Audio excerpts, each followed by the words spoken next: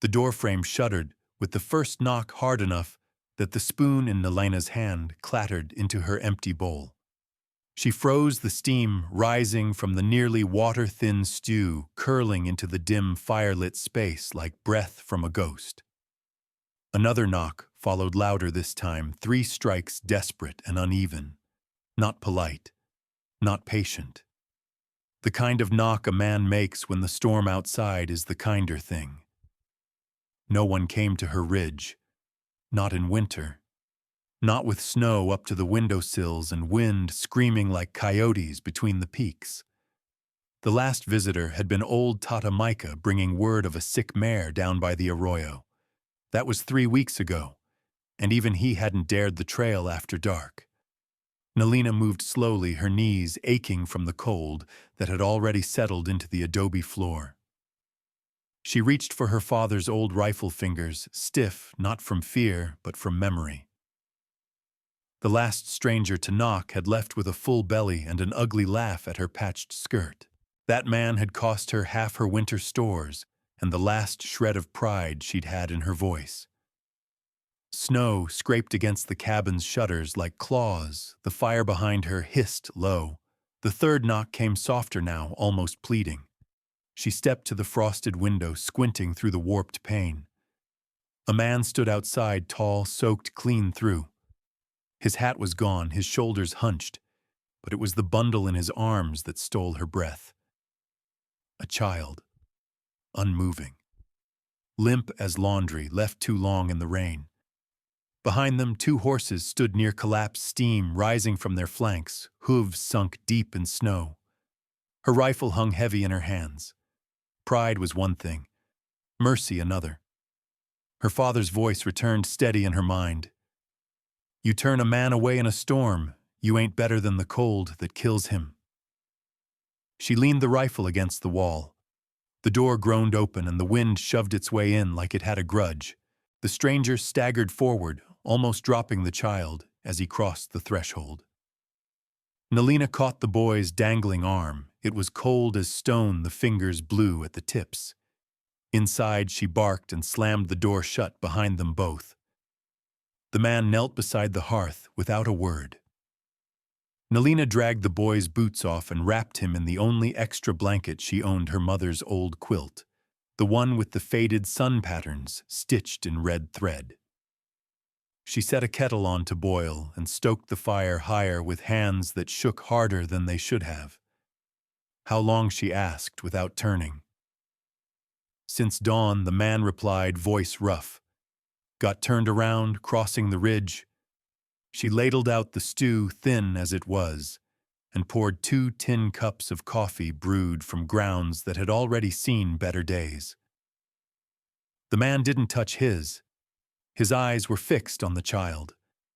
The boy stirred, a small twitch of fingers and then a weak cough. His lips parted. Thank you, he whispered. Nelena's chest clenched like someone had tied a rope around her ribs and pulled hard. The storm shrieked against the roof. The man finally looked at her. His eyes weren't pleading, just surprised. Like kindness was something he hadn't expected. His cheek was split near the jawline, old bruises shadowed under fresh ones. She noticed details. His coat was mended with precision, his boots high quality, though covered in ice, and his hands, though cracked, were soft-palmed, not a field laborer's. You're not just lost, she said finally, meeting his gaze. No, ma'am, he said. She didn't ask anything else that night. Later, while the boy slept, curled by the fire, she handed the man a pillow and gestured to the bench near the stove. He hesitated. I ain't got a spare bed, she said flatly, but it's warmer than dying outside. He nodded once. Name's Asa, he said. Don't matter tonight. But in the quiet that followed as she watched his son breathe, it did. She sat awake long after both were asleep, the wind banging now and then against the door as if angry it hadn't claimed them. Her hands cradled her father's watch, the chain smooth from years of use.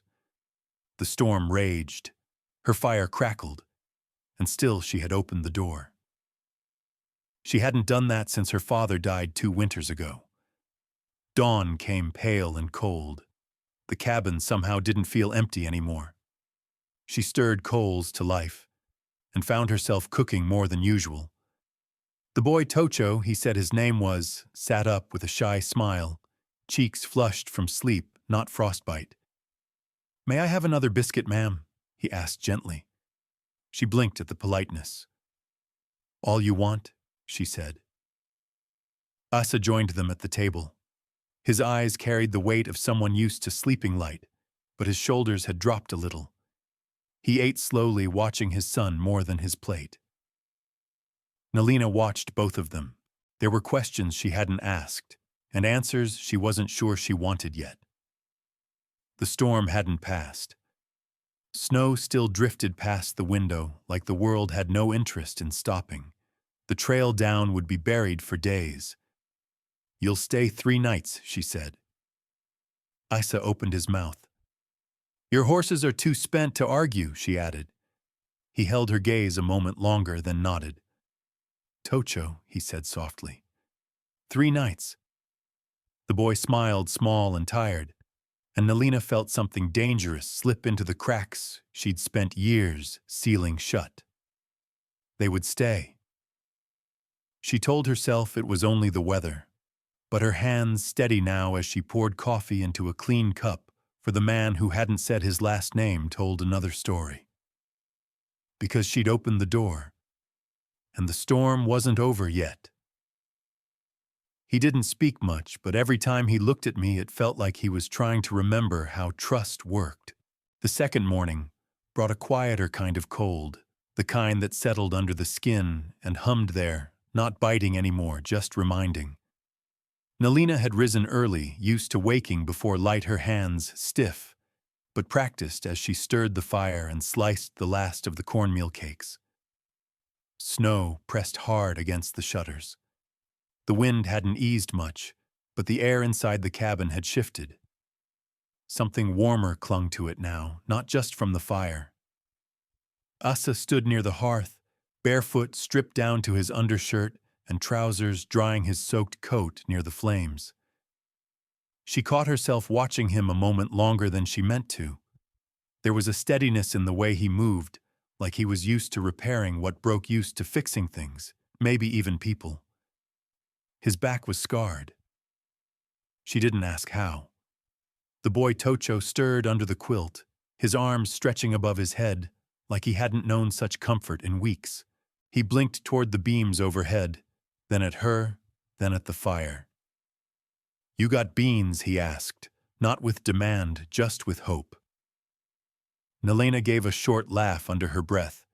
"I have a little," she said, "but not until you drink warm tea." He nodded seriously, like it was a fair trade. She handed Asa a tin cup.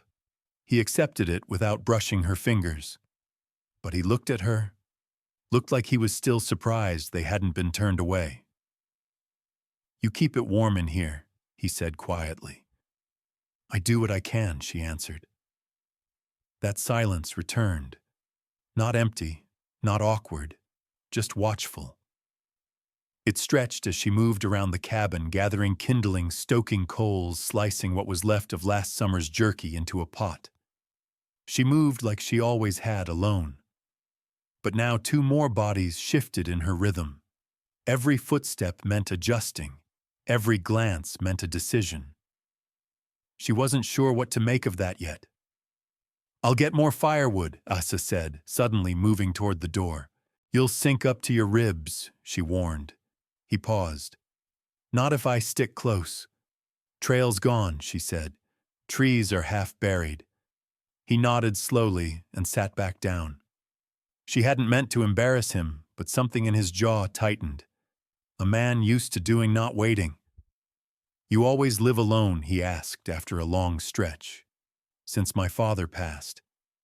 He didn't follow with a second question. That was something she respected. She didn't ask about his wife either because he hadn't said it, but she knew. There were things grief stamped on a man's face that no stranger could miss. Tocho played with a carved wooden bird she'd pulled from an old box. His small fingers ran across the wings, the paint long faded. He looked peaceful in a way that settled something uneasy in her chest. "You from Taos?" Asa asked. "No. Up here since I was 9. Mama was from the Pueblo, Papa from Mora Valley." He nodded, absorbing it. Not filing it away for gossip, just making space for her truth. "Where are you from?" she asked, watching him now. He hesitated. That pause was too long for a simple question. "South," he said finally. Family had land near the Texas border. She didn't press. He drank his tea, fingers wrapped tight around the metal cup like it grounded him. They spent the day in quiet tasks. Nalina patched a ripped seam in the boy's coat. Asa helped turn the heavy stones near the shed so the door would swing better. The three of them ate together at the rough wooden table, the boy's chatter filling the silence she'd grown used to. "Why does the fire pop like that?" Tocho asked suddenly, as the flames hissed and cracked. "Air pockets in the wood," Nalina said. "The sap boils." "Sounds like it's talking," he murmured. "Maybe it is," Asa replied gently. That night, as the wind wailed outside, Nalina stepped out to bring in the last armful of kindling. The air cut sharp across her cheekbones. The sky was a flat gray clouds, heavy, promising more snow.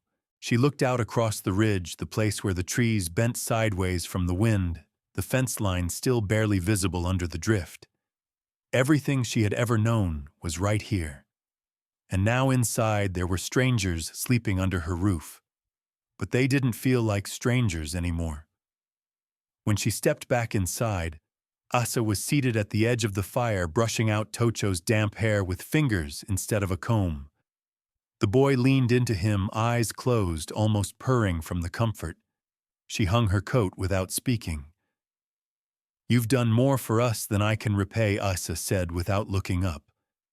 "I didn't ask for repayment, I know. That's what makes it harder." She stood beside the fire, staring at the slow curl of smoke from the pot's lid. Her throat tightened. There were 100 things she could say, things about debt and pride, and how people never stayed after storms passed.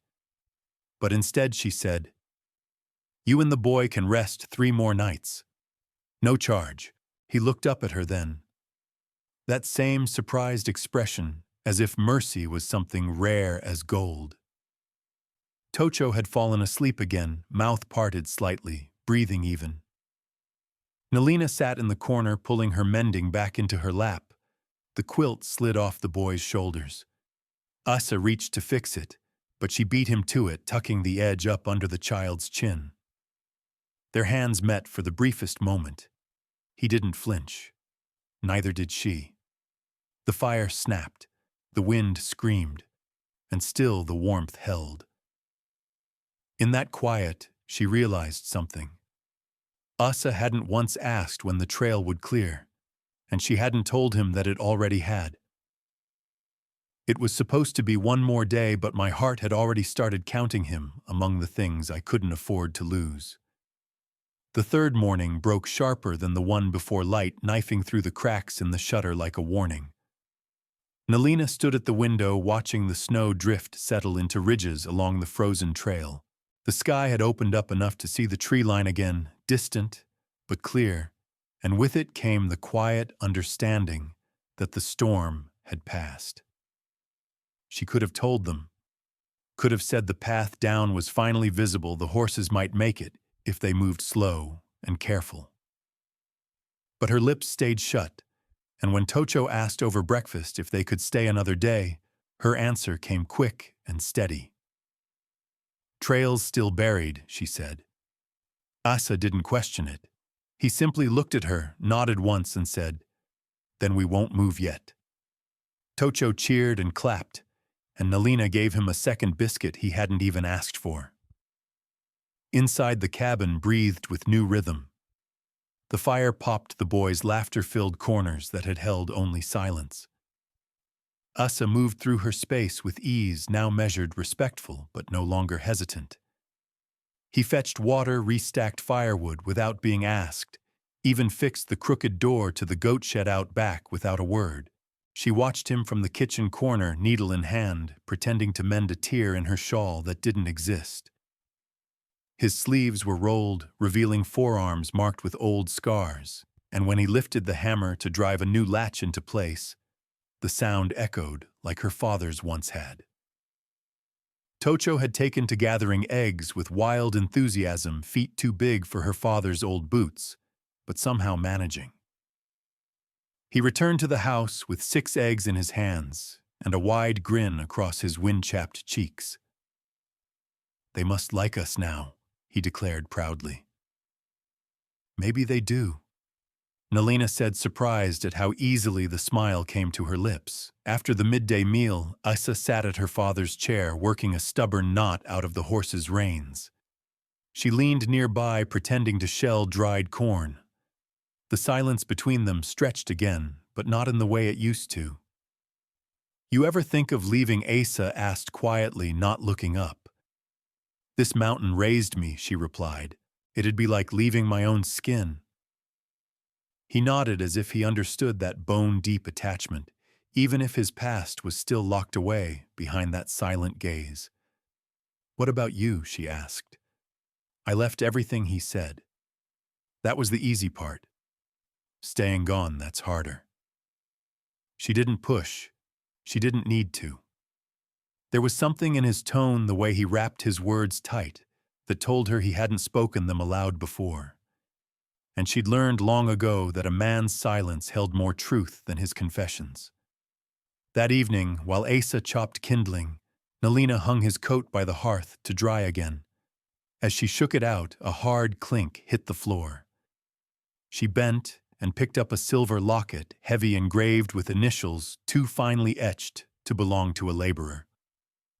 The hinge was worn but intact. She didn't open it. She stared at it for a long moment, heart suddenly too loud in her chest. Whatever name he hadn't told her lived inside this locket, and whoever it belonged to hadn't been forgotten. Quietly, she slid it back into the pocket and said nothing. Later, when the stars dusted the sky and the woodpile was higher than it had been in months, Asa sat at the table smoothing a scrap of cloth with a kind of focused stillness that made her skin warm. The boy was curled by the fire, the quilt wrapped around him like it had never left him. "You've done a lot," she said, breaking the quiet. "You needed help." "I didn't ask for it. You didn't have to." She swallowed the lump rising in her throat. Her hands itched to reach for something, but they stayed clenched in her lap. "You always fix things that don't belong to you?" she asked. "I don't think anything in this world ever really belongs to anyone. Not forever." That settled between them like the slow-falling ash from the fire. When they both turned to look at Tocho asleep and breathing steady, something unspoken passed between them. It wasn't just the boy who was safe here. Asa was too. And maybe so was she. That night, Nalina laid awake long after the fire dimmed, her body tired, but her mind refusing rest. She thought about the locket, about his voice deep and tired, like it carried 1,000 miles of regret. About the boy's hand in hers when he'd asked if they could stay just a little longer. She had lied to them both, but it didn't feel like lying when her reason was mercy. The snow had started to soften in the afternoon sun, the first signs of spring poking up like quiet rebellion beneath the white. If they left tomorrow, they'd make it. The road would open. But when she looked at Asa sitting at her father's table, sleeves rolled, eyes lowered, shoulders quiet, she didn't see someone passing through. She saw someone settling in. She saw a man who still hadn't asked to leave. And in her bones, in the part of her that still heard her father's voice when she hammered fence posts or patched leaks with boiled pine pitch, she knew if they left now, it would carve a hollowness into this place that even time couldn't fill. She drifted off eventually, the wind gentler than before the fire, nothing but embers. Outside, the trees whispered. Inside, the storm had finally gone quiet. You can smell a man's greed before he even dismounts, and Beaumont Sloane smelled like rust and railroad soot. The fourth morning arrived with sun sharp enough to make the snow glisten like crushed glass. Nalina stood at the edge of her small porch, boots crunching in the hardened crust, eyes scanning the distant trail that twisted down toward the low country. The air held that strange in-between hush, the kind that lingered when winter hadn't quite left and spring hadn't quite found its way in. Inside, Asa was repairing the leather on one of the saddle cinches, hands, steady brow, furrowed with concentration. Tocho was near the goat pen again, holding out dried corn in his cupped palms and whispering to the chickens as though they understood secrets. Nalina hadn't told them yet that the trail was open. Not because she was hiding it anymore, but because she couldn't bring herself to interrupt the feeling that life had finally shifted into something that almost resembled peace. The quiet broke with the distant crunch of hooves. 4 of them, 2 horses.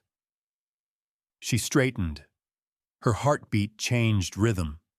The sound was wrong, not the lazy rhythm of travelers, but deliberate, clipped. She stepped off the porch and moved toward the edge of the yard, brushing her fingers against the hatchet wedged into the post, half hidden by the wind-warped fence. Not a rifle. Not yet.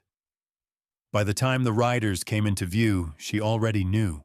Beaumont Sloane sat his black gelding like a man born in the saddle, not out of skill, but arrogance. Behind him, another man rode with a slouched rifle across his lap, face half hidden by a bandana. Sloane tipped his hat as they entered her yard like he was visiting an old friend instead of circling prey. "Well now," Sloane called, voice thick with false charm. "Didn't expect company up here. You always had a way of surprising folks, Nalina." Her jaw clenched. "You've got no business this high in winter." He swung down from his horse with the casual grace of someone who'd never been told no and never believed he could be. "I was in the area," he said, eyes scanning past her toward the cabin. "Storm hit hard. Thought I'd check on you. Neighbors should check on neighbors." She didn't move. "I never knew you as the neighborly kind." His grin was more teeth than warmth. Times change. The second man dismounted and began walking toward the shed without a word. Nalina stepped in his path. "No further," she said. Behind her, the door creaked open. Asa emerged, slowly wiping his hands on a rag, eyes tracking both men without flinching. His presence didn't startle Sloane, but it made him pause. "Well now," Sloane said again, quieter this time. "Didn't know you had company. Storm must have blown you off course, mister." Asa didn't reply. He only nodded once. Sloane's eyes flicked to Tocho, who had stopped in the middle of the yard, uncertain and frightened, watching his father. He stepped back slowly toward the porch. "And who's the boy?" Sloane asked. Nalina's spine straightened. "They're guests. That's all you need to know." Sloane's smile thinned. "Careful who you take in, Nalina." "Folks talk. They always have," she said, her voice steel. The man behind Sloane shifted, impatient. His fingers hovered too close to his rifle. Asa stepped forward, then just slightly. His stillness was more dangerous than a drawn weapon. The air seemed to change around him. Sloane's gelding twitched ears, flicking back. He glanced at the horse, then back at Asa. "You got a name, stranger?" Asa didn't answer. Sloane laughed, but it rang hollow this time. "Suit yourself. I didn't come to swap pleasantries anyway. I came about land." "You're late," Nalina snapped. "I already told the county clerk no, not here to negotiate. I'm just telling you the facts." He gestured wide. "Railroad's pushing through. Surveyors say this ridge is in the way. You're going to get a formal offer soon. Best take it." "No." Sloane's voice dropped. You got banknotes due, girl. Ain't no use clinging to a ridge when progress is coming whether you like it or not. Asa took one more step forward. That's enough. Sloane turned, fully facing him now. You finally got something to say. I said that's enough. Asa repeated, his voice quiet, controlled. The second man's grip on his rifle shifted again, but Asa didn't flinch. He didn't have to. He wasn't a threat. He was a wall, and walls didn't move. Sloane studied him for a long moment. His eyes narrowed, calculating. Check his bags, he told his companion. Before the man could take a step, Nalina moved, placing herself between them. You lay a hand on anything here, she said, and you'll leave with fewer fingers. Sloane's grin vanished completely. You've changed, Nalina. No, you just never looked close enough to see me right. Silence followed, thick and brittle. Tocho stood frozen near the door. Asa's hand moved behind his back, subtly signaling the boy to stay. Sloane spat into the snow, lips curled. You think you've won something here? This isn't over. I'll be back with papers. And when I do, no misplaced sense of loyalty is going to stop the law. He mounted without waiting for a response. His partner hesitated, glaring at Asa once more before climbing onto his own horse. Sloane called over his shoulder. Think on my offer. Ain't many chances left to walk away with something before everything burns. They rode off, hooves tearing the snow-crusted yard to pieces behind them. When the sound faded, only the wind remained. Tocho rushed to Asa, eyes wide with questions he didn't ask. Asa picked him up and held him tight, his gaze never leaving the trail. Nalina exhaled slowly, forcing the tremor out of her limbs. Inside, the warmth felt false. Asa paced near the hearth, while Nalina stared at the wall where her father's old hat used to hang. He knew, she said. Or guessed. Asa said nothing. His silence spoke all it needed to. She turned to him, anger rising now. Who are you really? He looked at her, then fully. No mask, no pause. I'm trying to do right, he said. That's not an answer. It's the only one I have. The words landed with more weight than she expected. She nodded once, sharp and bitter. Then go.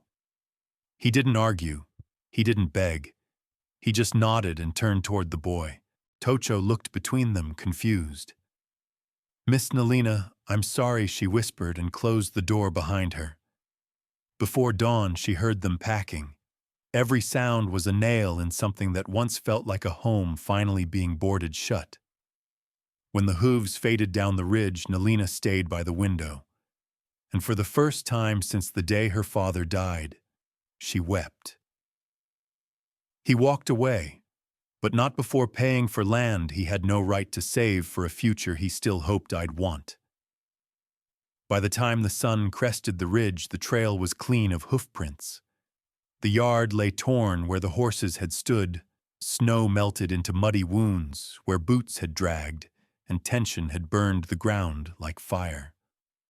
The silence in the cabin felt wrong now, too.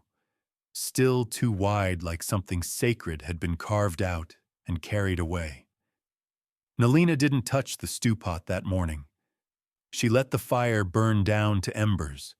She didn't sweep, didn't patch, just sat at the table, arms crossed tight, her mother's shawl wrapped around her shoulders, even though the chill wasn't what made her shiver. The knock at the door came just after noon. She stiffened. Not fear, not hope, just habit. When she opened it, Tata Micah stood there, bundled in his worn buffalo coat, his snowshoes dripping melt onto her porch. I saw them ride out, he said, voice low as the wind. She stepped aside. Coffee's old, she warned. Old coffee is still warm, he replied, stepping inside with the slow weight of someone who carried more than years on his back. He settled near the hearth, pulled off his gloves, and warmed his hands. That man, he said after a while, you know who he was? Nalina didn't answer. Didn't think she could. Name's Asa Red Elk Harrington, Micah said gently. Railroad heir, one of the richest families south of Kansas. Grandson of Tom Harrington, the man who laid half the steel to Santa Fe. Her heart stuttered, then galloped. She sat across from him, trying to breathe steady. He's been gone near 2 winters now, Micah continued. After his wife died, he vanished with the boy. They say he turned down everything, the land, the shares, the name. Just walked. Her fingers found the edge of the table, gripped it hard. I found out why I saw him here. Micah said, voice quieter still.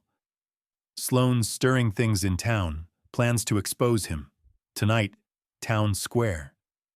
Nalina stood so fast her chair scraped the floor. He's not ready for that, Micah said. Not with a boy to protect. That Sloane fella, he wants blood and headlines. She didn't wait to hear more. She grabbed her coat, cinched it tight, tied her father's knife under the belt. I'll take the trail, she said. He'd ride slow with the boy. I might catch them by the creek bend. Micah didn't stop her. He left something he said instead. Before he rode out, he pulled a folded slip of paper from inside his coat hands, shaking just a little from age or meaning maybe both. She took it, unfolded it. It was a receipt from the county clerk's office. Land taxes paid in full. Her name, her boundary lines, the signature at the bottom written in a bold, slanted hand she recognized from the way Asa held the firewood ledger. She stared at it for a long moment. He had paid her debt. Without telling her, without asking. Why would he do this, she whispered. Micah stood slowly. Sometimes a man doesn't know how to stay, but he still wants to leave something behind worth returning to. She said nothing, just mounted her mare and rode like the mountain was falling behind her. The wind cut like razors. Ice hid beneath crusted snow. Her thighs burned with every turn of the trail, hands numb on the reins. But she didn't stop. Not when the sun dipped low. Not when the river hissed through thin ice. Not when her breath caught in her chest from more than the climb. She reached the edge of town as dusk swallowed the last of the light. The square was lit by torches, a crowd already gathered. Sloane stood tall on the makeshift stage, flanked by 2 men in fine coats and cleaner boots. His voice boomed through the gathering. There he is, Asa Red Elk Harrington, hiding like a coward in the hills while real men build the future. Nalina didn't slow. She didn't dismount. Her horse thundered straight through the crowd, mud flying from hooves, gasps rising behind her like smoke. She brought the mare to a skidding halt in front of the stage and swung down boots, hitting the ground hard. The crowd parted in stunned silence. Sloane's mouth opened to speak, but she cut him off. Say what you want about me, she said. About my land. But that man, she turned toward Asa, who stood a few paces back, eyes wide, Tocho's hand clutched in his. That man is a good man. Murmurs rippled through the crowd. Sloane narrowed his eyes. He lied to you. He worked, she snapped. He hauled stone and fixed roofs. He taught that boy how to breathe again. He gave when he had no reason to. Asa stepped forward slowly, chest rising with a breath that sounded like it had been buried for a long time. I hid my name, he said. Not my hands. Sloane sneered. You're finished. She's finished. Her land is debt-sick and dead. Asa reached into his coat and pulled out another folded paper. He handed it to the man beside Sloane. The man opened it, eyes scanning the lines, then looked up slowly. This is valid, he said. Sloane blinked. What she owns her land outright, the man said. Taxes paid. And this proposal, he held up the paper, offers an alternate route for the tracks. Through Harrington-owned land near the East Pass. with funds to cover the cost. The crowd gasped. Sloane's confidence cracked. "You think this makes you a hero?" he hissed. Osa looked at Tocho, at Nalina, then back to Sloane. "No," he said. "It makes me done." Sloane turned away, fury radiating off him like heat. The crowd slowly began to disperse. Some nodded at Asa, some just walked away in silence. None followed Sloane. Nalina stepped toward Asa, breath caught in her throat. "You paid it," she said. "Why I wanted you free," he replied. "Even if I had to go." Tocho looked up at them both. "Can we go home now?" he whispered. She looked at him, at Asa, at the torchlight behind them, and the empty sky above. "Yes," she said softly. "Let's go home." He pulled the ring from his coat, then tucked it back like a man who'd learned that timing could save or ruin a life. The ride back up the mountain was slower than before. Not out of caution, but out of something heavier, something neither of them spoke aloud. Asa rode beside her, eyes fixed on the trail, the boy sometimes shifting from one horse to the other when his legs tired. Nalina rode with her jaw set, one hand gripping the reins, the other wrapped tight in her shawl. No one said much. Not yet. Snow still lined the trail in pockets, but the worst of the cold had passed. Trees stood bare but not broken, and the air smelled faintly of thawing earth. Beneath them, the mountain whispered the promise of spring, slow and unsure but near. When the cabin came into view, smoke no longer rose from the chimney. It looked smaller somehow, like it had held its breath in their absence. Asa dismounted first, swinging down with the kind of tired grace that came from years of riding with weight behind him, not the saddle or the snow, but life. He reached for Tocho and set him gently onto the porch. "Go inside," he said. "Get warm." Tocho obeyed, casting one last glance between them before pushing the door open. The air between Nalina and Asa shifted. "You didn't have to come," he said. "Yes," she replied. "I did." He looked at her like he wanted to say more, but didn't. Inside, the cabin welcomed them with the smell of old ashes and pine. It had been empty only a day, but it felt like weeks had passed since laughter had filled the room. Asa set to work relighting the hearth, stacking dry kindling with steady hands. Tocho pulled the quilt back around his shoulders, already curling up near the fire like it had never left him. Nalina stood by the window, her heart a quiet thud against her ribs. "I should have told you," Asa said after a long silence, "about who I was." She turned slowly, arms crossed. "You wanted one place where your name didn't come first." He nodded, almost a smile on his lips, but it didn't last. A shadow passed behind his eyes, the kind born from guilt, too familiar to name. "I won't stay," he said, "if you don't want us here. I already took enough." She looked at the fence outside, the one he'd repaired after 2 winters of sagging. The pile of firewood twice as high as it had been, the door that no longer stuck when the wind blew. "You didn't take anything," she said. "You gave, and I sent you away because I was scared." His breath caught, a real human thing. He looked down, hands curled around the edge of the table. "Not of you," she said, "of what I felt." He didn't move, didn't speak. So she walked to the hearth, sat down beside Tocho, pulled the boy close and rested her chin on his soft hair. That night they didn't talk much, just sat in the same room without needing to fill it. The quiet wasn't heavy anymore, it was shared. When sleep came, it came in pieces. Nalina lay on her side, facing the low embers, her mind still restless. She listened to Asa's breathing, steady across the room. Every sound he made was familiar now, the shift of his weight, the way he exhaled slow when he was trying to keep calm. Then she heard movement. Soft, deliberate. She sat up just enough to see him at the table, bathed in the flicker of dying firelight. He reached into his coat pocket slowly, hesitantly, and drew something out, a ring. Gold. Simple. The kind passed from mother to son when words couldn't be trusted to hold promise. He turned it over in his fingers, looked at it long.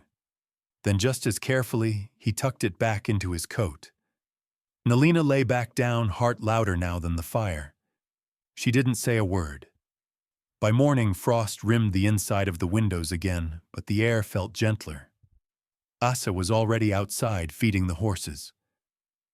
Tocho followed behind him with a tin bucket, nearly tripping twice in boots too big. Nalina watched them from the porch, her arms wrapped around herself. She didn't speak when Asa returned, just handed him a steaming cup. He nodded, took at their fingers, brushing briefly enough to feel the question neither of them had asked. "There's more you should know," he said once Tocho had wandered off. "I'm listening. My family won't stop. They'll send men, papers, pressure." Her gaze didn't shift. "This land is mine. I've fought off worse than paper." He smiled faintly, but it didn't touch his eyes. "I believe you." She stepped closer. "But I don't want to bring trouble to your door." "You already did," she said, "and I opened it anyway." He went quiet. That evening, Tocho woke crying the way children do when memories sneak in through dreams. Asa was beside him in a heartbeat voice, low, calm hands smoothing the boy's hair. Nalina watched from the doorway. Her arms ached not from work, but from something deeper. Watching a man protect his son like that, it broke something loose inside her. Something she hadn't even realized had gone still. When the boy settled again, Asa turned and met her eyes. "Thank you," he whispered. She shook her head. "Don't thank me yet." Spring was coming, but winter wasn't done. The snow would melt, but slowly. The mountain would hold on to its secrets a while longer. So would they. But that night, when Asa sat at the table again, closer this time, their elbows nearly touching, he didn't reach for the ring. And she didn't have to tell him not to. They both knew there was something worth waiting for. "This land is the first place my son ever slept without fear. How could I ever sign that away?" The following week unfolded in quiet, deliberate rhythm. Snow still clung to the northern slopes, but the ridge softened in patches where sunlight lingered longer.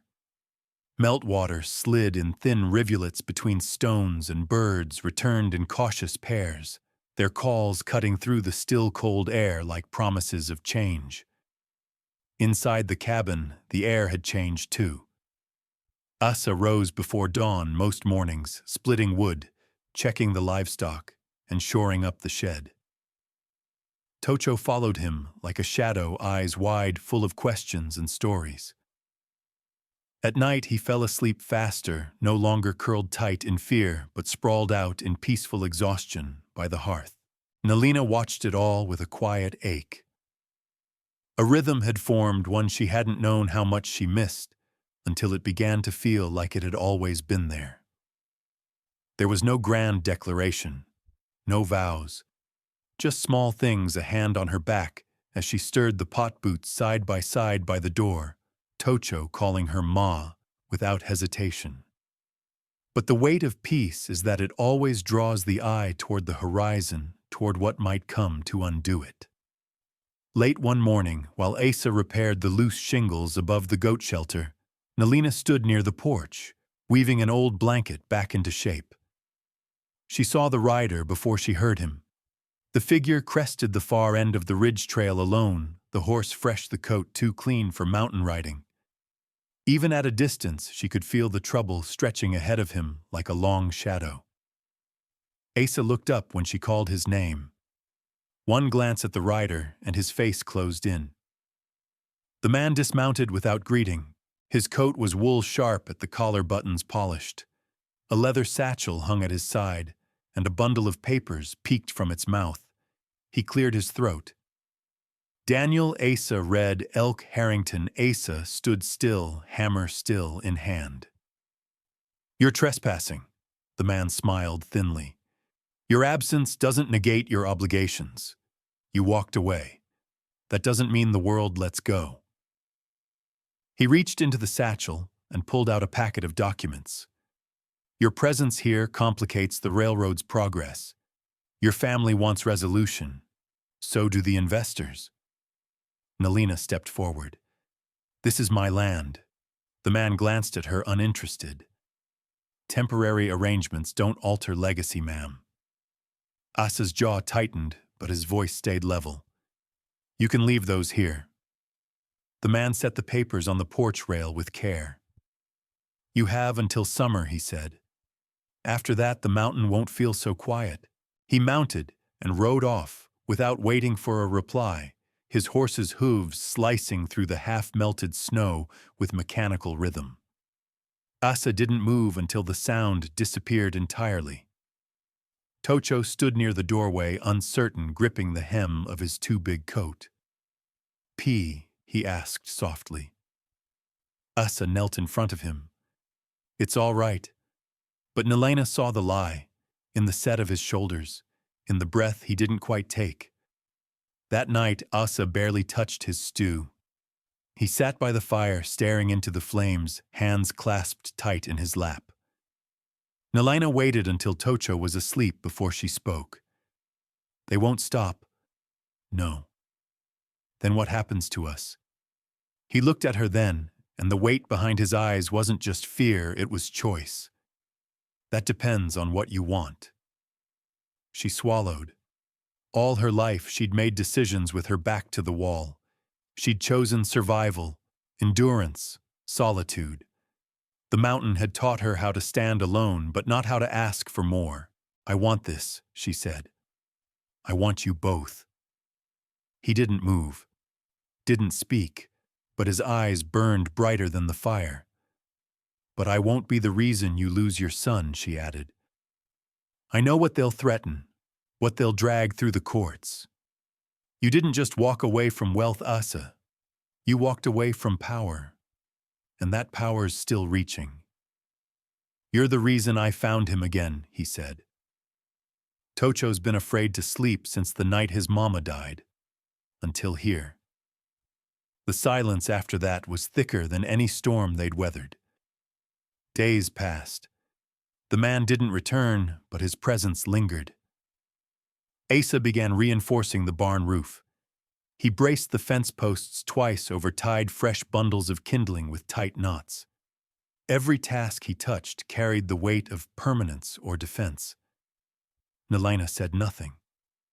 Until one evening, Tocho came in carrying a fistful of wildflowers' early bloomers from the sun-warmed edge of the ridge. He held them out to her cheeks, red hands grubby with joy. For Ma, he said. Nalina froze. Asa did too. The boy's face fell. Is that bad? She knelt, pulling him into her arms. No, she whispered. It's perfect. The words settled into the walls of the cabin like smoke from sweetgrass, gentle, sacred, steady. Later, Asa stood by the door, watching the sky dim to violet. He started calling you that on his own, he said. I didn't ask him to, she replied. I know. He turned to her, then slow and sure. I want to do this right. Not borrowed time. Not hiding. Then don't run. I won't. But I need to know you're choosing this. Knowing what comes with me, she thought of the knock, the storm, the boy's blue lips, the fire she'd lit for strangers who had never truly left. I chose it the night I opened the door, she said. Osa reached into his coat again. His hand closed around the ring. But when he saw her watching, she shook her head gently. Not yet. He nodded. Outside, the wind shifted. Snow still clung to the highest ridges, but down below the earth was changing. So were they. Some paper said I didn't belong, but the dirt on my boots and the boy in that yard said otherwise. Spring pressed harder each day. The snow along the ridge thinned into streaks, clinging only to shadows. Water ran down the hill in narrow, urgent lines, carving through thawed earth. The days stretched longer, and the nights no longer bit at the skin. The mountain was stirring awake, and so was everything inside the cabin. Nalina moved through the days with steady rhythm. She'd begun tending the early garden rows with quiet care, her hands blackened with soil, her back aching in ways she welcomed. Asa helped without being asked, his hands sure, his shoulders strong. He fixed the chicken coop door, sharpened every blade, even reseated the cracked roof beam that had threatened to cave all winter. Tocho ran between them, full of color and sound, no longer quiet or tense. His laughter broke the stillness like sunlight breaks a cloudy morning. At times, Nalina would glance up and find Asa watching her, not in silence but in reverence. And sometimes, when the wind caught just right, he would brush her back with a calloused hand, brief but anchoring. They didn't speak of what was coming, but the air held it, the knowledge of a storm that wasn't made of weather. It arrived again in the form of hooves. The second courier wore a clean gray coat, cut too fine for the mountains, with a brass pin at the collar. He didn't come alone this time. Another man rode behind him, older, meaner in the eyes. Both carried satchels full of folded papers and the smug posture of people who'd never been told no. Asa stepped out from the barn before they even dismounted. Tocho froze in the yard, clutching the fence post. Nalina came from the side of the house, wiping dirt from her hands. The first rider cleared his throat. "Mr. Harrington, by authority of the family trust, we're delivering final notice. You've delayed the process too long. The board expects resolution." Asa didn't move. "You're on private land." The second man sneered. "Land only matters if you can keep it." He pulled a sheet from the stack. "Legal filings begin next month. Your presence here is a liability. The railroad can't afford delays, nor can your family." "I am not their concern anymore," Asa said calmly. "You are when your last name still owns a controlling share of 7 junction routes and a title deed overlapping disputed property lines." The words were like ash in the air. Nalina stepped forward. "This land isn't disputed. I've got proof." The courier looked at her with a smirk that didn't bother hiding his disdain. "Miss, you're part of the problem. Your homestead stands in the way of a federally backed rail path. You think a receipt from the county clerk can stop that? I think it's going to try," she said, standing taller. The man folded the notice and tucked it into Asa's hand. "You have until summer. After that, the mountain won't be so quiet." They turned and rode off without another word. Tocho walked to Asa, slipped his small hand into his father's. "Are we in trouble?" Asa knelt and pulled him close. "Not as long as we stand our ground." But Nalina saw it, the flicker in Asa's eyes. A man who had stood his ground before and lost everything. That night, the stew was left untouched. Asa sat with his elbows on the table, fingers laced tight. Nalina moved quietly around the room, not out of avoidance, but out of respect. When Tocho finally fell asleep, curled near the hearth, she sat beside Asa without speaking. "They'll try to tear this place apart," he said eventually. "And they won't stop with paper. I'm not leaving. You shouldn't have to fight because of my name." "I'm not fighting for your name," she said. "I'm fighting for mine."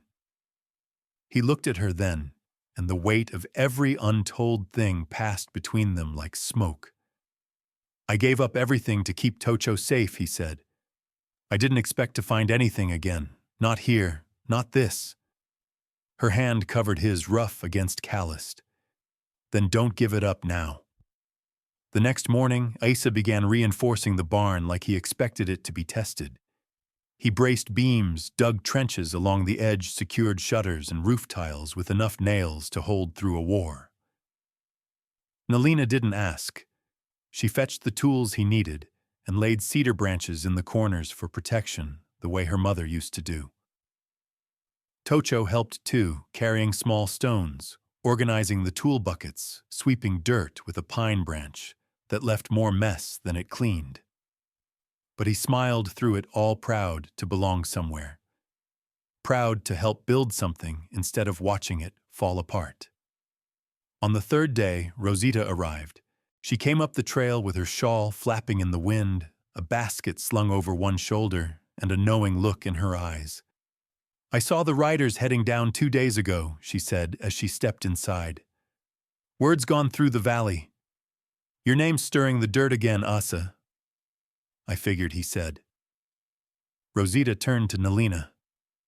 "They'll make their move at the town meeting, week after next. Sloane's talking like he's already got it in ink." "We'll be there," Nalina said. Rosita raised a brow. "Just make sure you ride down with your back straight and your voice louder than his. That town respects sound more than sense." She left them with herbs and a small jar of plum preserves she swore could cure anything, then disappeared into the trees, like she'd never been there. That evening, Asa sat outside watching the sky. The wind carried warmth now thick with pine and meltwater. He stared out across the ridge where the land dropped away in slow, rolling hills. Nalina joined him, quietly, hands still dusted with flour. Inside, bread rose in the hearth oven, filling the cabin with promise. "If they force it," Asa said, "I'll leave." "No, I won't let them destroy what you've built." "They won't," she said. "Not without a fight." He turned to her, studying her face in the last light. Strong, tired, unyielding. Tocho stirred in his sleep, murmuring her name. Asa closed his eyes. When he opened them again, they were wet but steady. For the first time since that storm-driven knock, he wasn't afraid of losing fortune. He was afraid of losing home. "I came down that mountain with nothing but my word, and left with their silence and my dignity intact." The town of Crosspine hadn't changed much. The same crooked signs creaked on rusty hinges, the same horses tied to the same rails, their breath rising in the morning air like ghosts. But to Nalina, something about it felt smaller now, not because the buildings had shrunk, but because she had grown into her name, into her spine, into a life that could no longer be bullied back into silence. Asa adjusted Tocho's collar outside the courthouse. The boy stood proudly in his mended clothes, holding a small tin pail Rosita had packed with fresh sweetbread. It was a bribe Nalina knew for keeping quiet through the long hours ahead. The streets buzzed with movement more than usual. Word had spread quick, and the promise of drama drew the townfolk like flies to honey. She could see them already gathering near the doors, men in brimmed hats, women with hard-set mouths. Not all of them meant well. Rosita met them on the steps, her shawl clutched tight. Sloane's already inside. Got the board in a tight circle like buzzards. "Let's cut through the feathers," Nalina said. Inside, the courthouse was too warm. The fire in the stone hearth hadn't been needed, but someone lit it anyway, probably for show. The heat made it feel like a trap. Councilman Avery stood at the front, sorting papers like a man pretending he didn't already know what he was going to say. Sloane leaned against the far wall, one boot crossed over the other, that ever-present smirk, bleeding arrogance. He nodded slowly when he saw them, like they were guests to his funeral procession. "Glad you could make it," he said. "Even brought the boy. Brave." Asa ignored him, steering Tocho toward the front row. Nalina stood behind them, her back straight. Councilman Avery cleared his throat. "We're here to review property claims regarding Lot 17 North Homestead, currently occupied by Miss Nalina Gray and Mr. Asa Harrington." "Illegally," Sloane added. Nalina's voice rang clear. "Not illegally. Disputed." Avery hesitated. "The railroad claims the land was purchased 20 years ago as part of an extension plan. The record was buried during the war and only recently surfaced, because someone dug it up when they smelled money," Asa muttered. Sloane's eyes narrowed.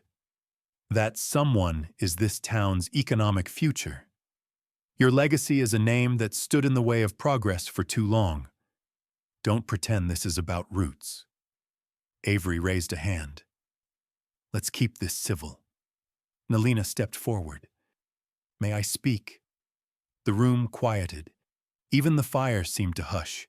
She held a folded page in her hand, the deed her mother signed, the one passed to her. This land was homesteaded by my family 3 generations ago.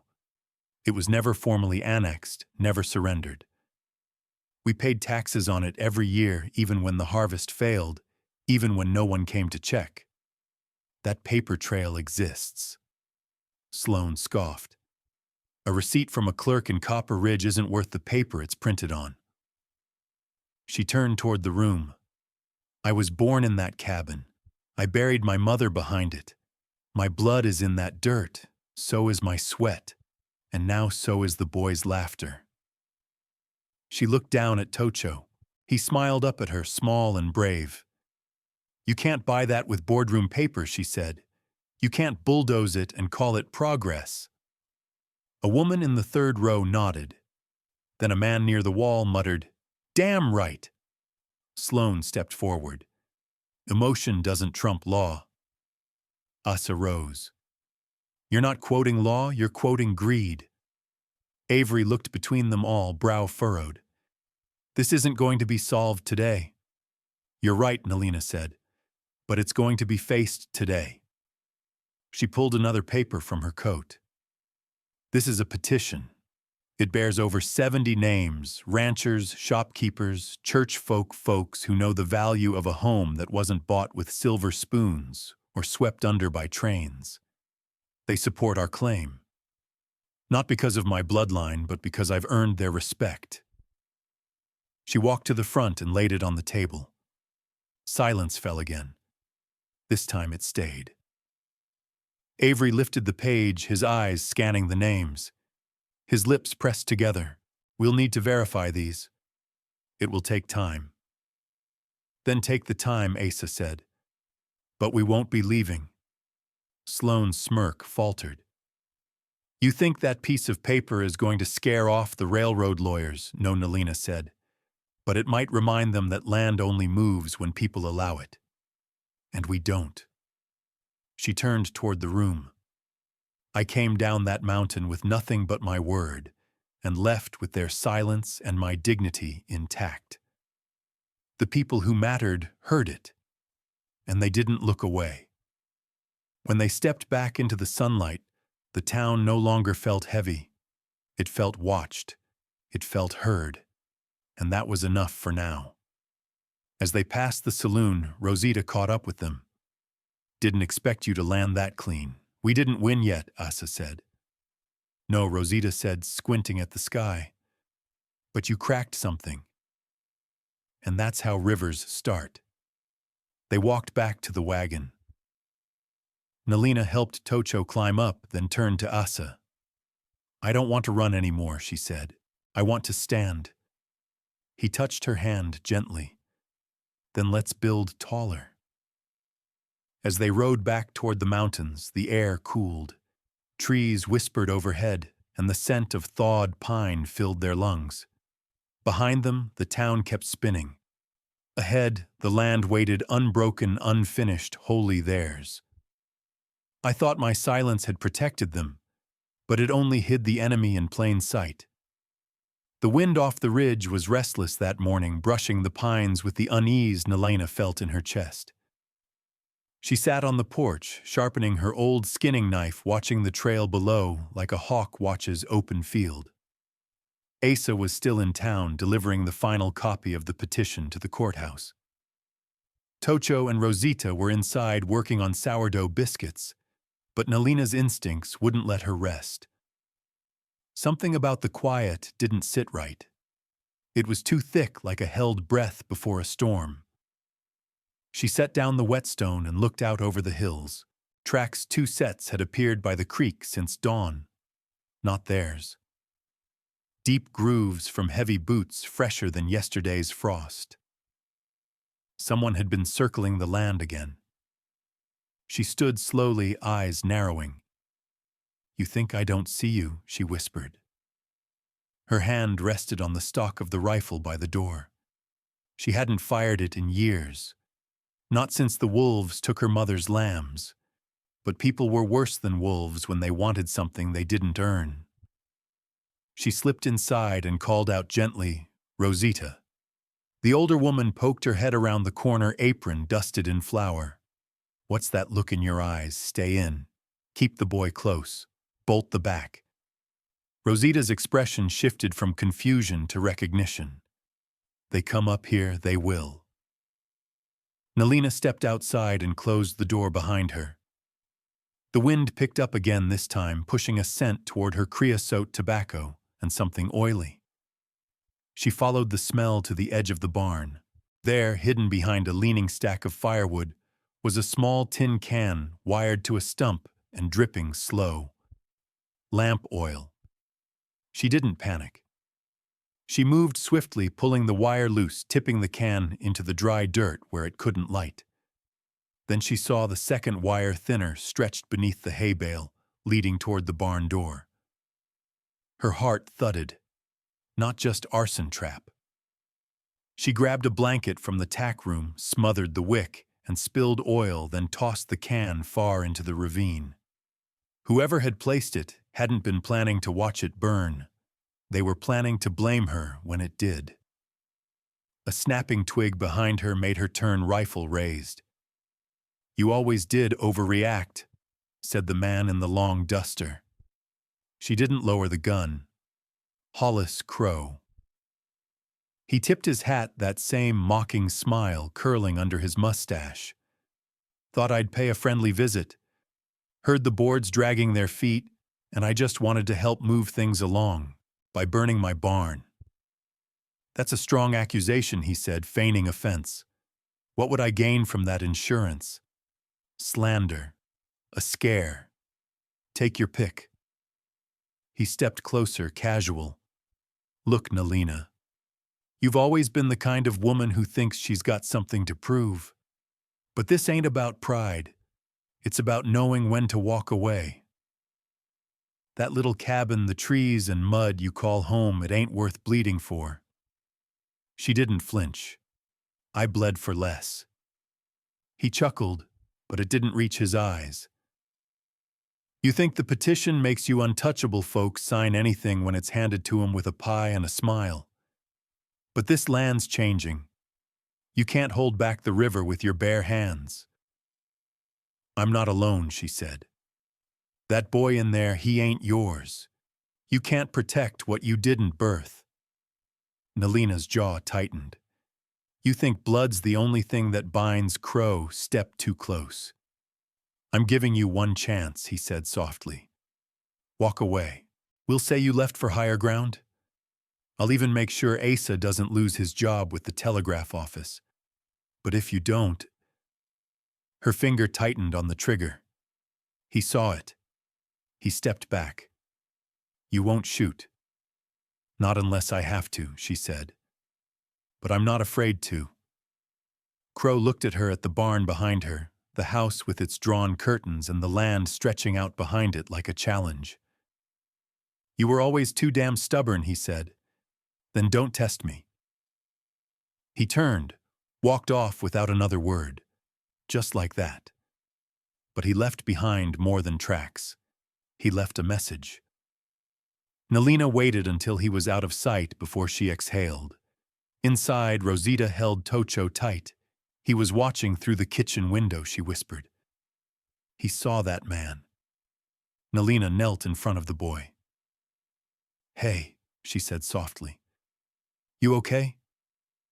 Tocho nodded, eyes wide. "Why'd he want to hurt the barn?" "Because he's scared," she said. "Of us. Of this land. Of what we're building. But it's just dirt and trees." "No," she said, brushing his hair back. "It's memory. It's truth. That scares men who build lies." She sat by the hearth that night, turning the old knife over in her hands again. She remembered something her mother had once said: "A quiet woman still carries a sharp blade." For years, Nalina had let silence be her weapon. She'd stayed on the mountain, endured whispers, refused to explain her choices. But now that silence had become a shadow where enemies hid. It was time to speak, to warn the town, to tell the truth loud enough to shake the dust from the walls. She looked at Asa's empty chair by the fire and knew he was walking into danger too.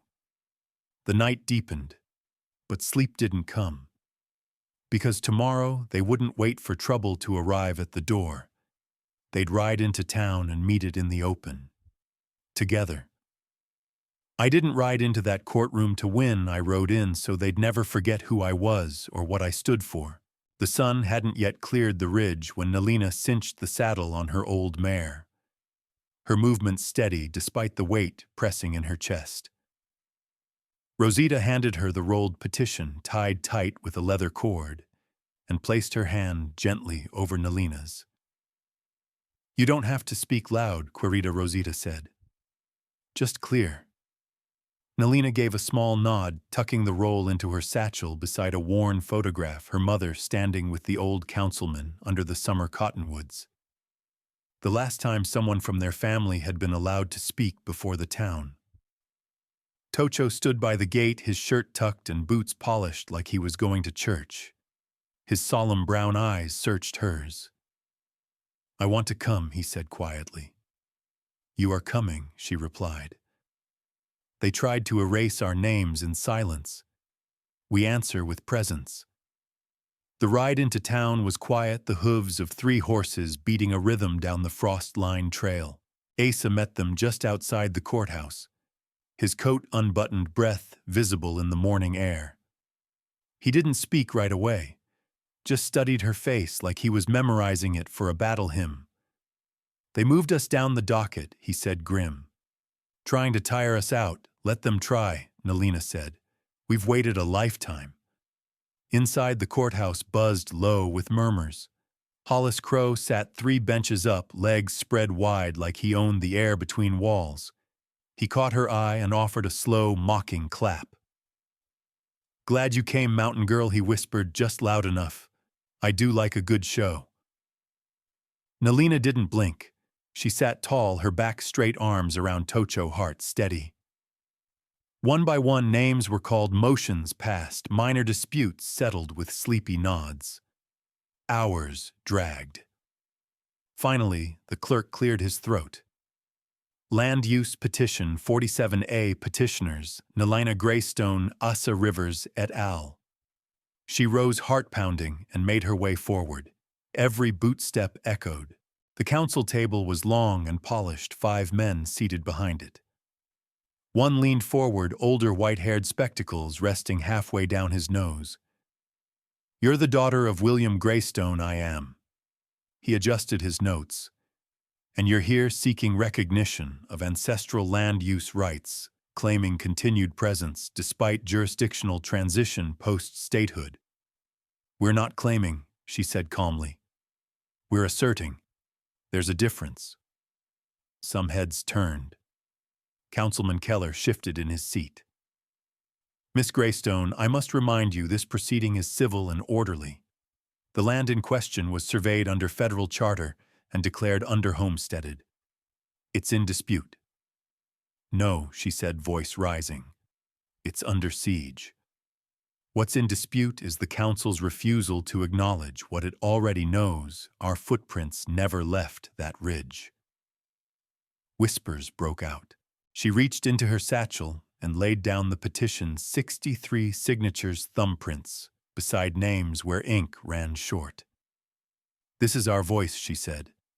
"Those names belong to the men and women who were denied hearings, denied maps, denied justice." Councilman Darby frowned. "Be that as it may, you have no recorded deed. Because your records don't record memory," she shot back. "They record ink, and we were never given pens." A long silence followed. Even the bailiff looked uncertain. Crow stood from his bench. "Counsel, may I speak?" Darby waved him forward.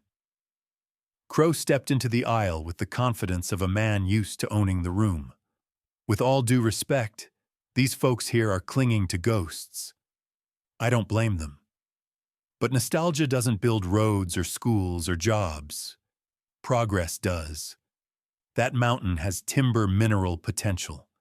Sitting on it out of sentiment isn't fair to the rest of us. A few council members nodded. Asa stood up. With all due respect. Asa echoed his voice, strong progress, without justice is theft. You want to talk about fairness, tell that to the kids whose grandfathers built your town and died without a gravestone because they weren't official enough to bury inside the fence. Gasps rolled through the room. Councilman Keller raised a hand. Enough. We will not allow this to become a shouting match. It isn't shouting, Nalina said, standing tall. It's remembering. She turned to face the benches, now her back to the council. My mother taught me this land by the weight of her hand in mine. My father taught me it through silence, through how he stayed when others left. My people aren't in your books. But they're under every tree ring, every stone wall, every name you built your ranches on. Kina ane tsegahudzani to nanis dizi. Our names are the map if you bothered to listen. The room fell into hush. The court clerk cleared his throat again. We'll take the petition into review. The decision will be posted within the week. People began to stand. Some nodded at her.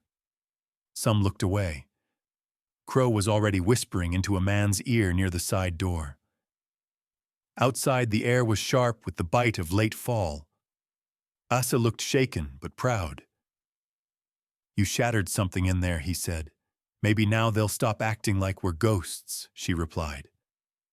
Tocho tugged at her hand. Can we go home now? She smiled. Soon. As they walked past the general store, an old woman stepped off the porch. Wrinkled and bent, she held out a small parcel wrapped in cloth. My husband signed that petition, she said. Didn't have the strength to come. But he said, that mountain girl's the only one who ever made Crow blink. Thought you ought to have this. Inside the parcel was a tin badge, U.S. Marshal, 1894. He wore that, Nalina asked, stunned. Wore it, fought with it, and died wondering if it ever meant what he thought it did. She looked into the old woman's eyes, then down at the badge. I'll carry it different, she said softly. Back at the ridge, the sky turned golden over the pines. Rosita lit the lamp. Tocho ran ahead to chase the chickens, but Nalina lingered on the trail, staring back toward town. She could still hear Crow's words. Nostalgia doesn't build roads. She whispered to the air, no, but it builds roots, and that night, as the wind rattled the eaves and the coyotes howled down in the low hollows, she sat by the fire with the marshal's badge in her hand and a spark in her chest that hadn't burned in years. Because sometimes you ride not to win, but to remind them you were never gone. They thought they could bury the truth, but they forgot we come from seeds. A soft mist hung over the valley as Nalina rose before dawn. The badge lay on the table beside the folded petition, the last embers of the fire still glowing faintly orange. She wrapped herself in her mother's old woven shawl, the same one her grandmother used to wear during council visits, back when their presence in town hadn't needed petitions to prove it. Tocho slept soundly in the cot by the hearth arms tucked under his chin like he was still a child, even after everything he'd witnessed. Nalina kissed his brow gently and stepped outside. The mountain stood silent, watching. She saddled her mare and took the trail Asa had cleared down toward the southern fence line, the one Crow's crews had marked last season with yellow tape and steel stakes. She needed to see it, with her own eyes, feel the soil under her boots, remind herself that what they stood for wasn't just principle. It was place.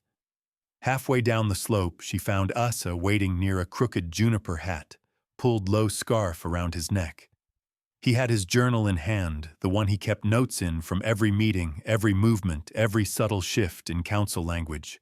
They're meeting today, he said, without greeting. I know. They'll try to delay again.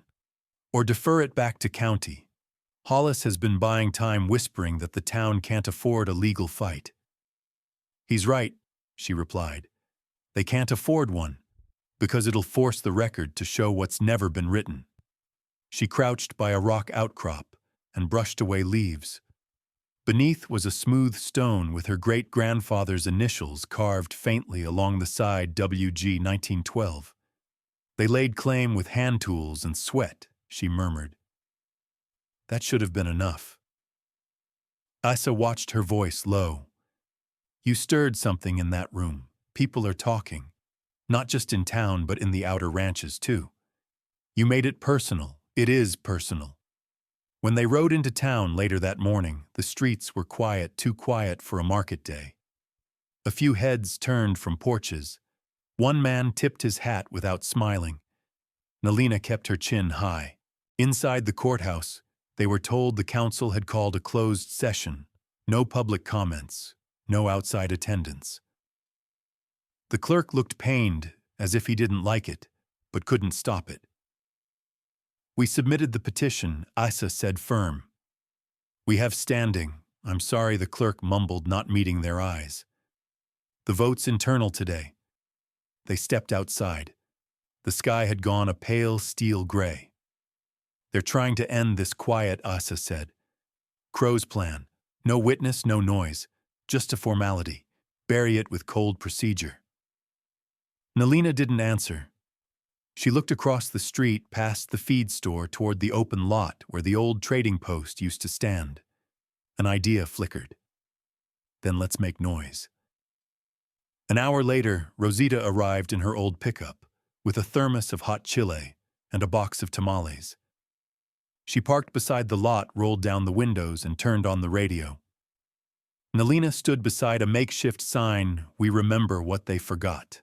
Tocho passed out flyers, each one printed with a single phrase. This land holds our story. Don't erase us again.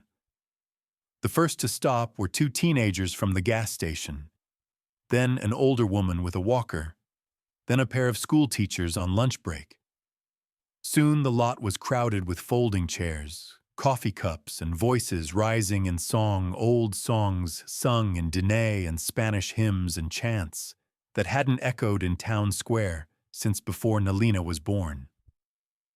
She stood in the center, holding the marshal's badge. You can't vote away a people, she said aloud. And you can't silence roots that grow deeper than any paper. Across the street, the courthouse windows remained closed. But people noticed. The sheriff passed by and his cruiser paused and gave a small nod. The mayor walked by, fast head down, not stopping.